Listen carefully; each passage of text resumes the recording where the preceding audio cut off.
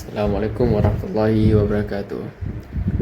Saya Muhammad Syakir Lawan dengan NIM 250802106.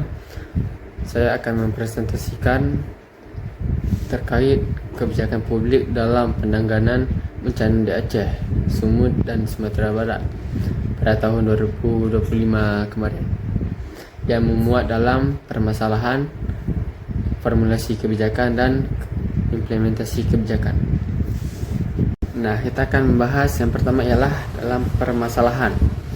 Pada akhir tahun 2025 di wilayah Aceh, Sumut dan Sumatera Barat telah terjadinya bencana alam seperti banjir bandang dan longsor serta angin kencang yang mengakibatkan 1,000 lebih manusia tewas, 700 orang luka-luka dan 147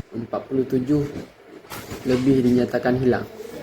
Dan juga ketiga wilayah itu mengalami kerugian yang besar karena mengakibatkan banyaknya kerusakan-kerusakan yang terjadi di wilayah-wilayah tersebut.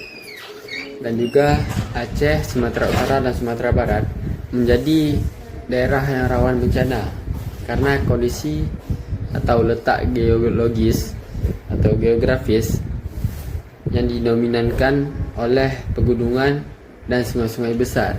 Juga ketiga wilayah ini memiliki resiko yang sangat tinggi dalam hal bencana.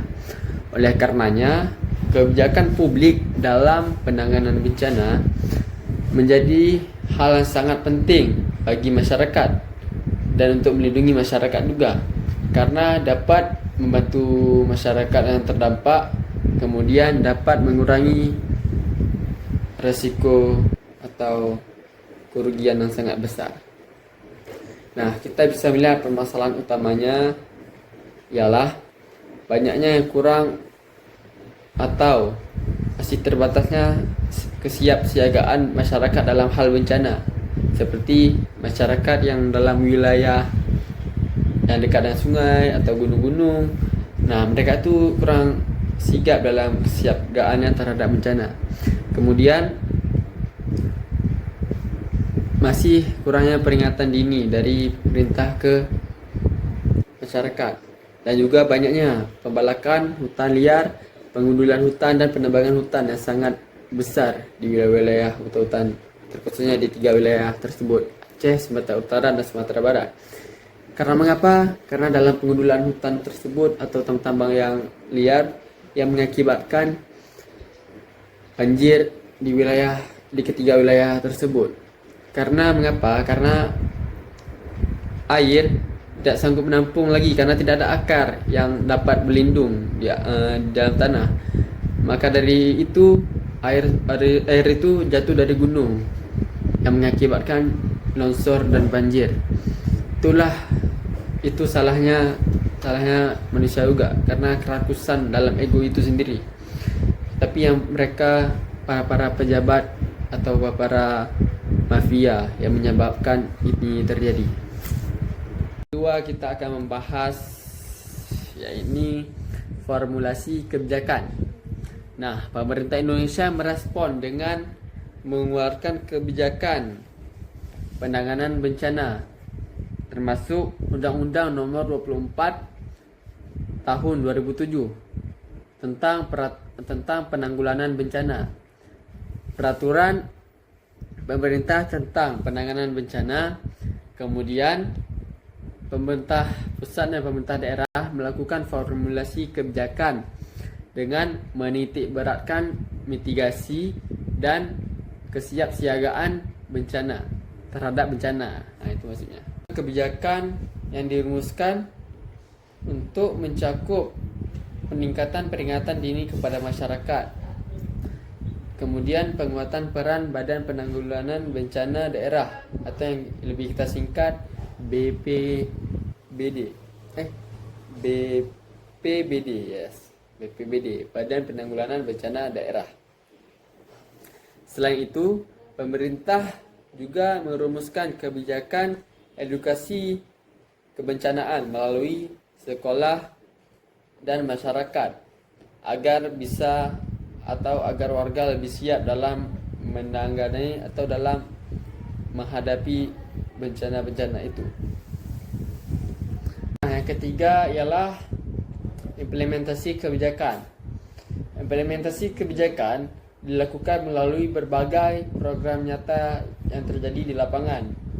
Pemerintah daerah Aceh, Sumatera Utara, dan Sumatera Barat melaksanakan pelatihan kebencanaan bagi masyarakat, simulasi, evaluasi, serta pembentukan Desa Tangguh Bencana.